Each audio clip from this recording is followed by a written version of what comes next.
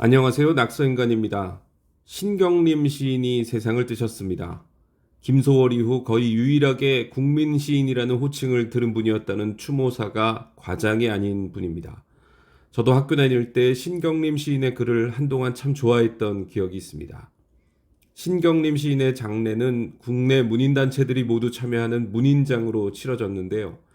가족들은 고인이 거칠애를 너무 싫어하셨다며 끝까지 고사하다가 마지못해 후배들의 청을 받아들였다고 합니다.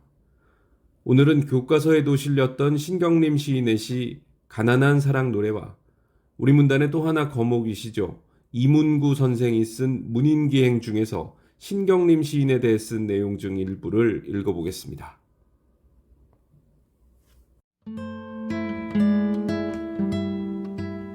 가난한 사랑 노래 이웃의 한 젊은이를 위하여 신경림. 가난하다고 해서 외로움을 모르겠는가? 너와 헤어져 돌아오는 눈 쌓인 골목길에 새파랗게 달빛이 쏟아지는데 가난하다고 해서 두려움이 없겠는가? 두 점을 치는 소리, 방범대원의 호각 소리, 메밀묵 사려 소리에 눈을 뜨면 멀리 육중한 기계 굴러가는 소리. 가난하다고 해서 그리움을 버렸겠는가? 어머님 보고 싶소 수없이 내어보지만 집 뒤 감나무 까치밥으로 하나 남았을 새빨간 감 바람소리도 그려보지만 가난하다고 해서 사랑을 모르겠는가? 내 볼에 와닿던 네 입술의 뜨거움, 사랑한다고 사랑한다고 속삭이던 네 숨결, 돌아서는 내 등 뒤에 터지던 네 울음. 가난하다고 해서 왜 모르겠는가? 가난하기 때문에 이 모든 것들을 버려야 한다는 것을.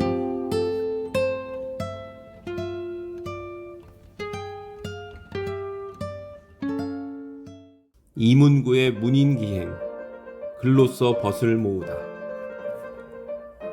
작년 가을이었다.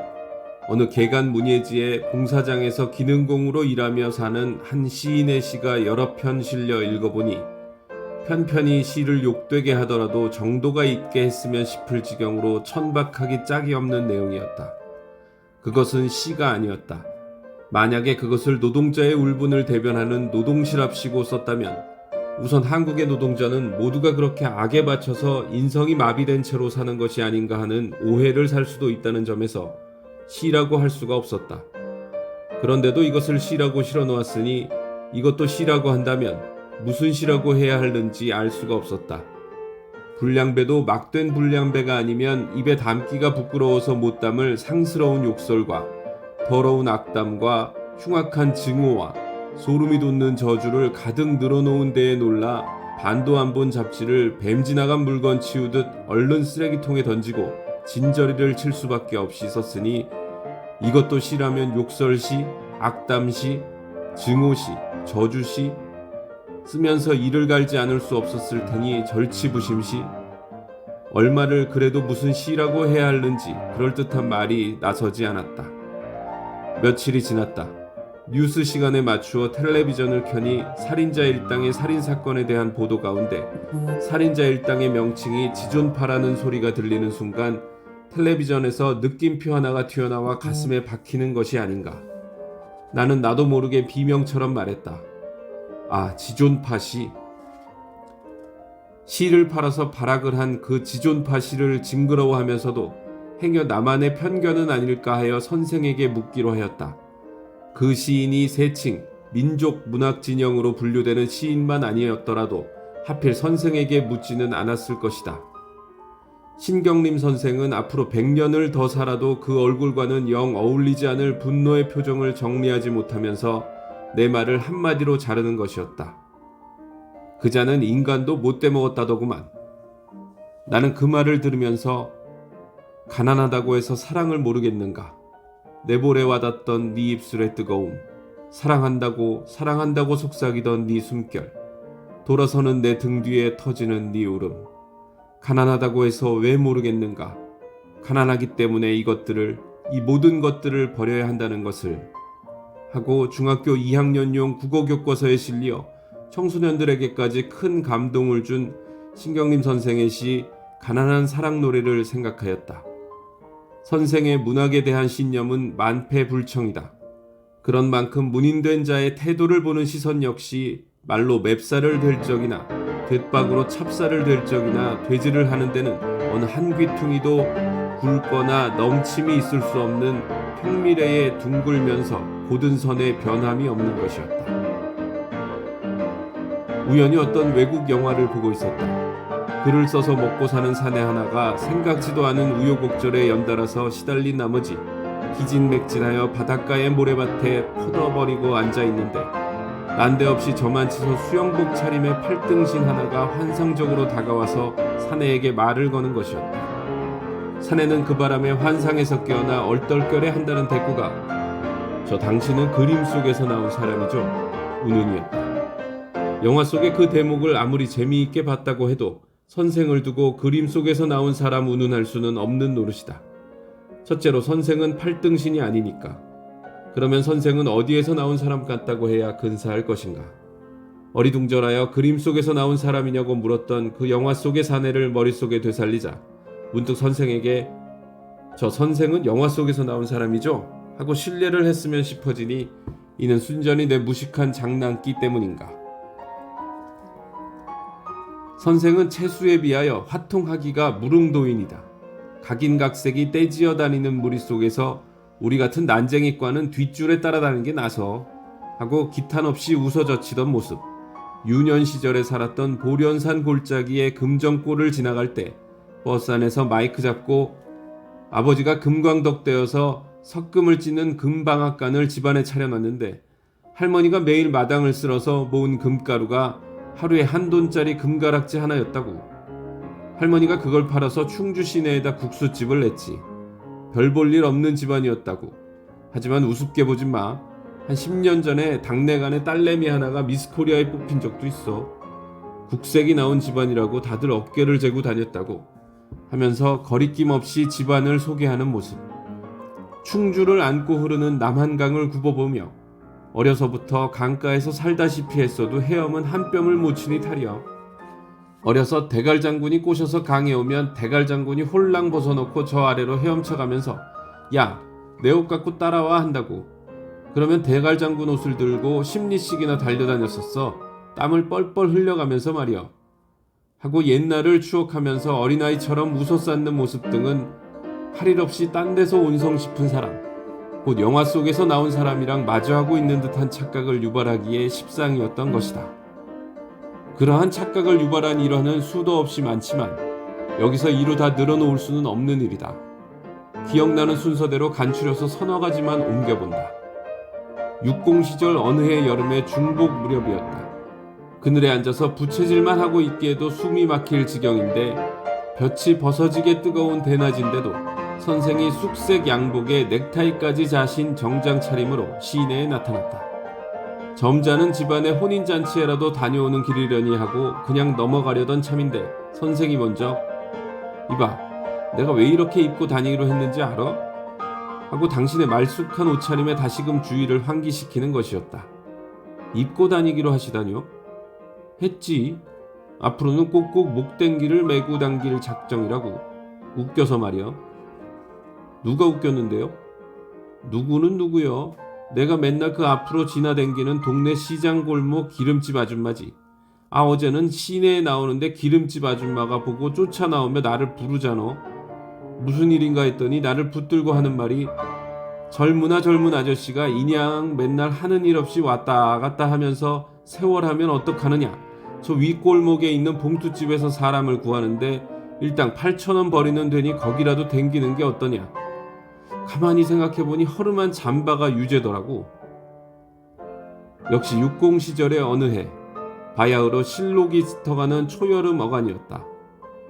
비록 낮술이기는 하지만 선생이 술을 사양하는 일이 후천개벽이 되기 전엔 못 볼 줄 알았는데 그날은 웬일로 술을 다 사양하는 것이었다. 하도 어이가 없어 눈만 까막거리고 있자 선생은 50대 성명서를 읽는 듯한 어조로 나 당분간 술 못 마셔 보라고 하면서 남방 셔츠에 단추를 풀고 안가슴을 열어 보이는데 아무 구호도 안 쓰인 하얀 어깨띠를 겹겹이 두르고 있었다. 이상에서 자세히 보니 어깨띠가 아니라 친친 감긴 붕대 타래였다. 선생은 웃으면서 설명을 곁들였다. 괭일날 젊은 것들하고 산에 갔었지. 그런데 이 미녀 형구 회패는 산을 가도 꼭 술을 먹어요. 다들 얼근해서 내려오는데 젊은 것들이라 그냥 안 내려오고 바위를 뛰어내려. 그러면서 나를 놀리는겨. 노인네는 저리 돌아서 내려오라고 말이여. 내가 그것들한테 질 수 있어? 야, 나도 뛰어내린다 하고 뛰어내렸지. 고소공포증으로 의자 위에도 못 올라가신다는 분이? 눈 딱 감고 몸을 날린 거지 뭐. 그래서요? 병원에 가봤더니 갈빗대가 2대나 나갔더라고. 기절해서 엎혀 내려오시느라고 아픈 줄도 모르셨겠군요.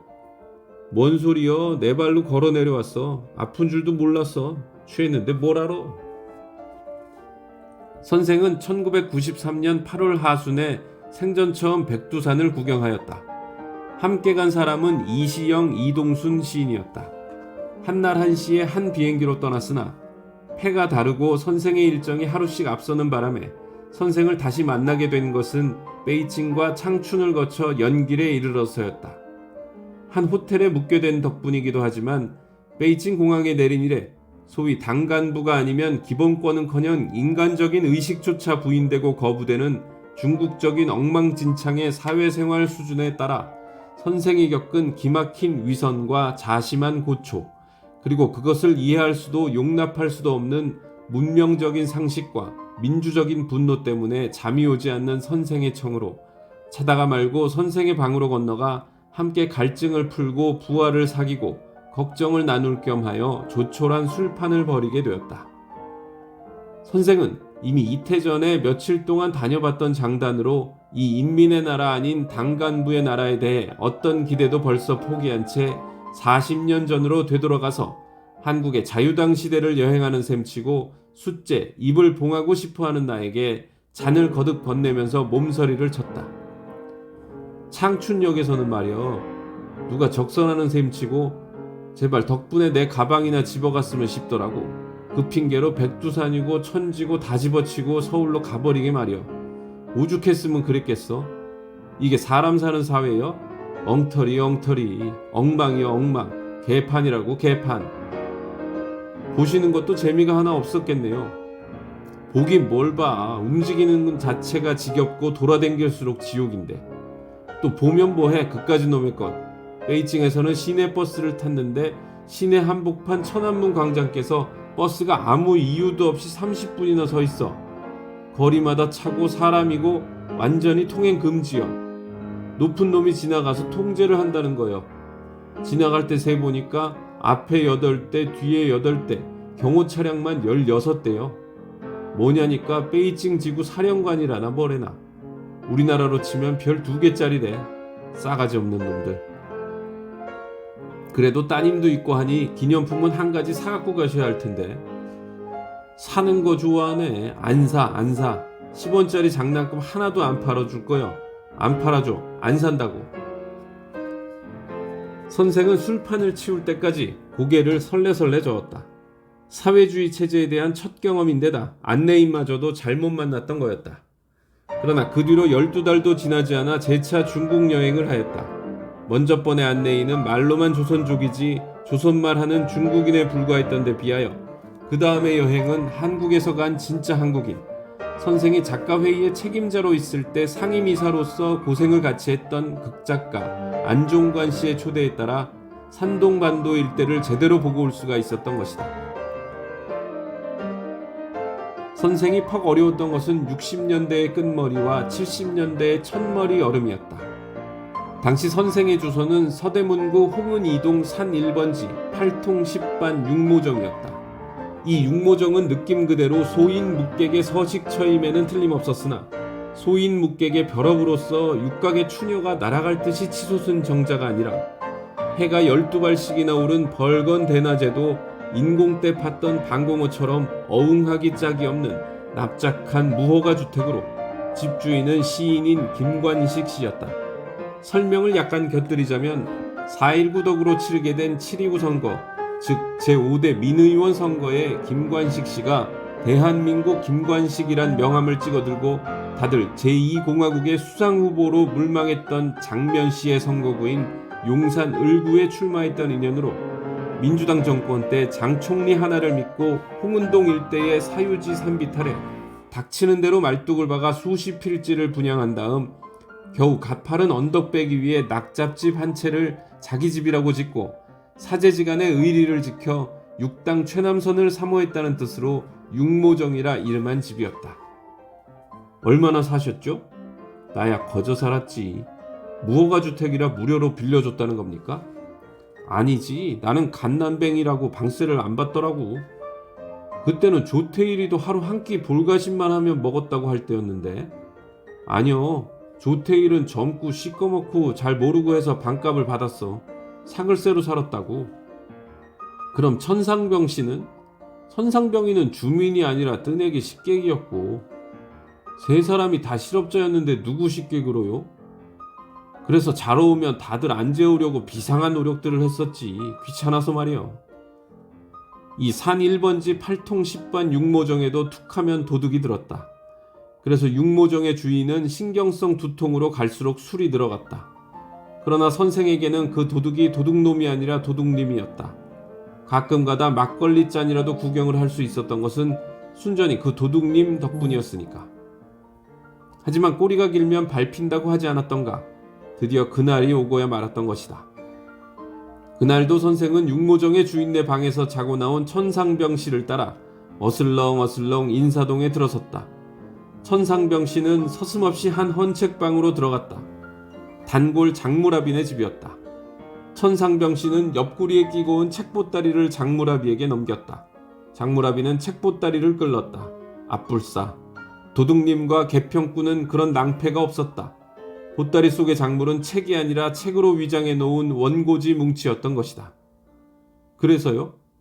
육모정으로 되돌아갔지 뭐. 천상병 씨도? 그러니까 천상병이지. 가서? 싸우는 거요. 도둑님은 책을 왜 원고지로 바꿔치기 해서 점잖은 사람을 골탕 먹이냐고 대들고, 책주인은 도둑놈이 감히 누구한테 와서 큰소리냐고 호령이고 막 싸우는겨. 적반하장도 그만하면 문화재감이더라고. 목괴 선생은? 나? 나야 술은 굶었지만 구경하는 재미로 술 고픈 줄도 몰랐지 뭐. 선생은 이 산 1번지 시절 이후에도 부르를 미처 못다 졸업하였다. 선생이 첫 시집 농무를 준비할 때이니 아마 1972년 섣달이었을 것이다.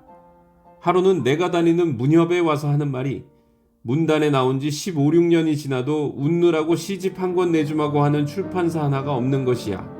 그렇다고 해도 이대로 가다가는 발표한 시고마저 잃고 흩어지고 할 판이라 자비로나마 일단은 엮고 싶어도 간행처로 명의를 빌릴 만한 출판사조차 마땅치가 않더니 생각해보니 차라리 내가 일하는 월간 문학지의 명의를 빌리는 것이 기중만만할 것 같더라는 것이었다.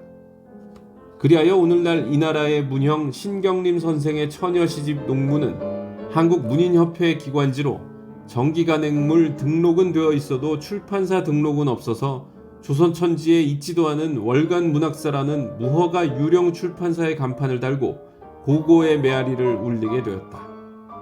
세월이 이만큼 흐른 뒤에 그 농무 이야기를 다시 하게 되었다. 참 아득한 옛날 얘기네요. 300부를 찍었는데 쌓아둘 데가 있어야지. 할 수 없이 내가 다니던 동아출판공사 창고에다 뒀는데 창고가 온통 농무로 가득한 것 같아 직원들 보기에 미안해서 혼났다고. 쌓아두다니요? 나눠주고 싶어도 줄 사람이 있어야 주지. 줄 사람이 없다니요? 문단에 아는 사람이 있어야지. 서점에도 안 내놨더란 말씀이네요. 왜 안 내놔? 내놓자마자 매진됐지. 몇 부나 내놓기에 내놓자마자 매진입니까? 10부. 그 내놓자마자 매진 소동을 벌였던 10권도 동아출판공사의 영업부 직원이 창고에서 자꾸 거치적거리는 것이 성가심으로 거치적거림을 다소라도 줄여볼까 하고 가는 길에 에멜무지로 갖다 놓은 것이었다. 독자의 반응은 생각 밖으로 좋았다. 독자의 성화에 못 견뎌 서점에서는 출판사인 문협으로 수도 없이 주문 전화를 하였으나 끝끝내 반응이 없었다. 당연하였다. 문협의 대표가 갈릴 때 나도 함께 밀려나서 무렵에서는 농무가 무엇인지조차 누구 하나 아는 사람이 없었을 테니까. 얼마 후에 종로서적 사장한테서 들었지. 농무를 찾는 사람이 줄을 서는데 출판한 데서 책을 안 갖다 줘서 못 팔았다고. 나는 그 농무 초간본만 없어졌는데 구할 수 없나요? 나도 없어. 나도 못 구해. 선생은 엄격할 때서 엄격하고 단호할 때서 단호하여 문득 서슬이 펄었지만 보통 때에는 부드럽기가 봄바람 같아서 아무에게나 호호야로 통한다.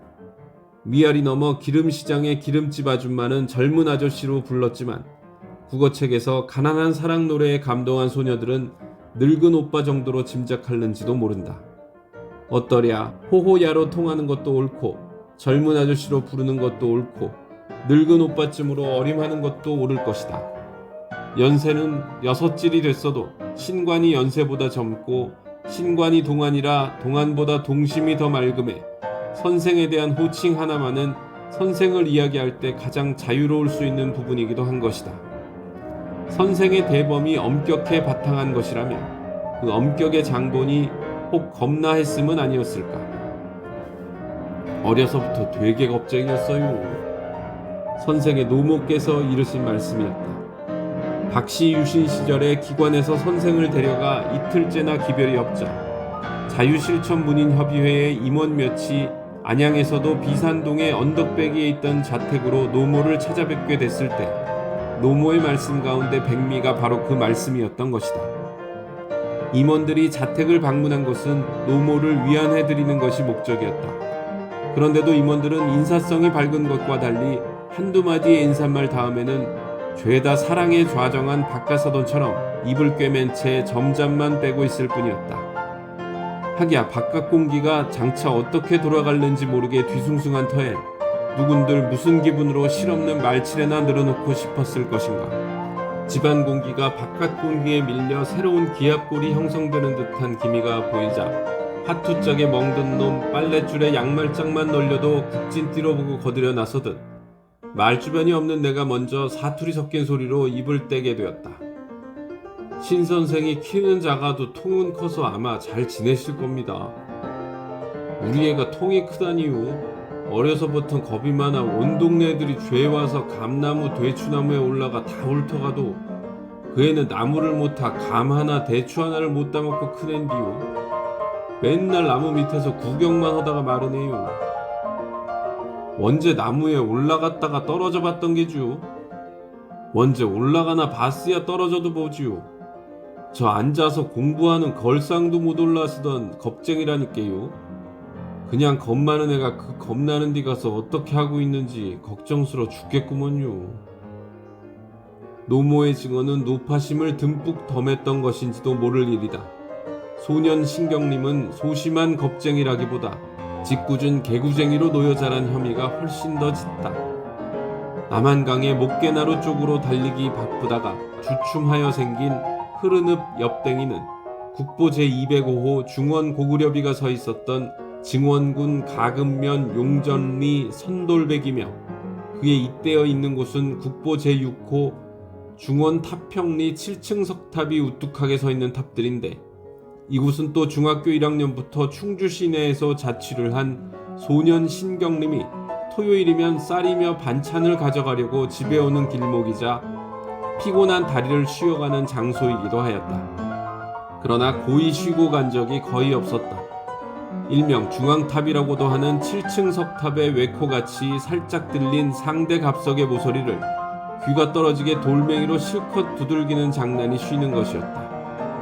특히 1979년에 발견된 이후 글자의 마멸이 심하여 정확한 글자 수는 알 수 없으나 희귀한 고구려 금성문이며 광개토 대왕비 발견 이후 가장 큰 고구려비로서 423년 장수왕 때 세운 것이 학계의 정설인 선돌배기에 네모난 자연석 모양의 고구려비는 중학생 신경님이 아예 장난감으로 주물렀던 국보였다.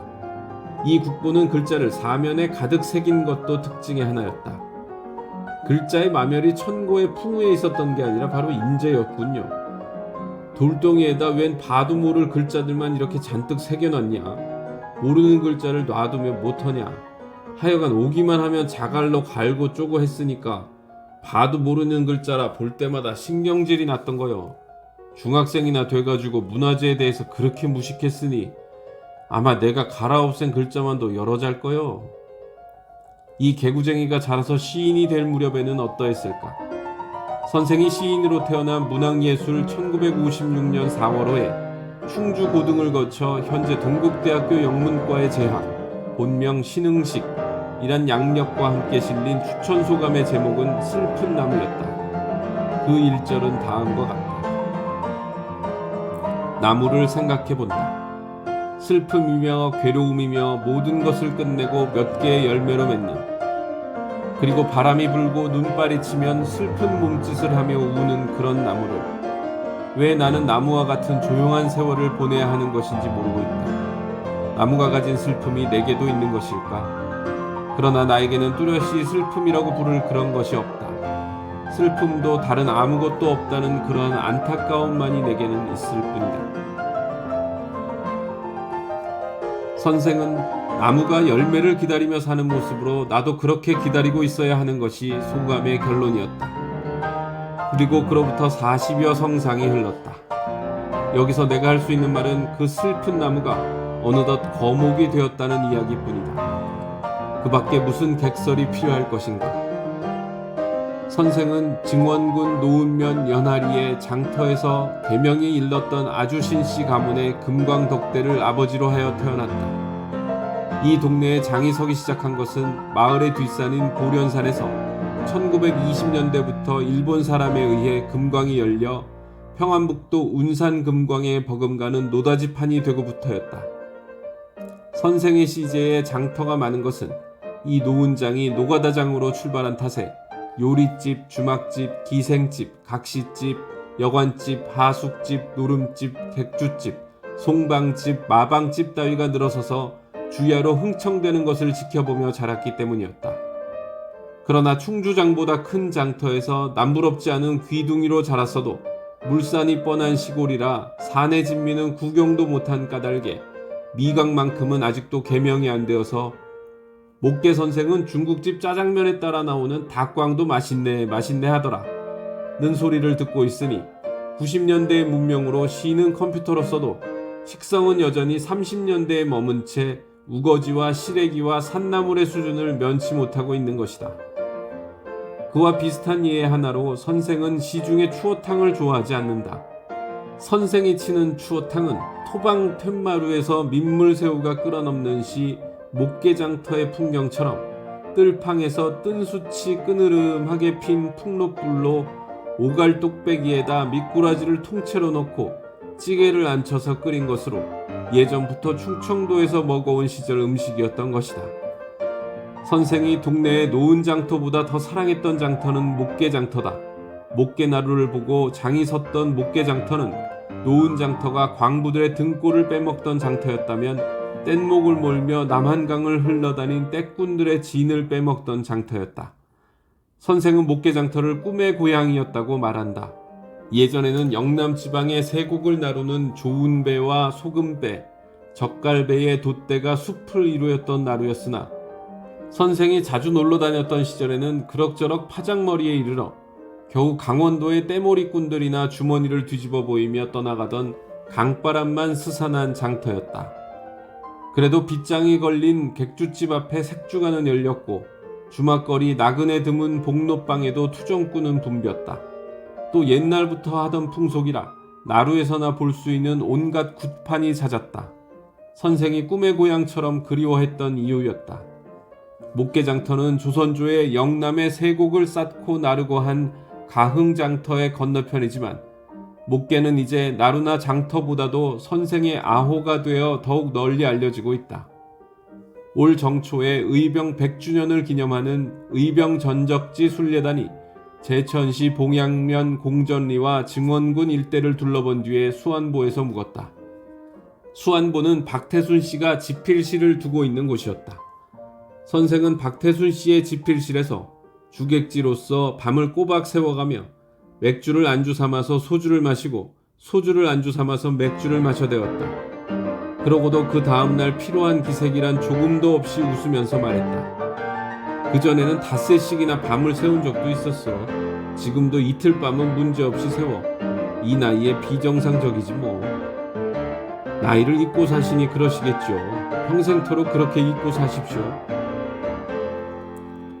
덤으로 선생의 문자를 보탠다. 가난하다고 해서 나이를 모르겠는가? 가난하다고 해서 왜 모르겠는가? 가난하기 때문에 이 나이부터 버려야 한다는 것을.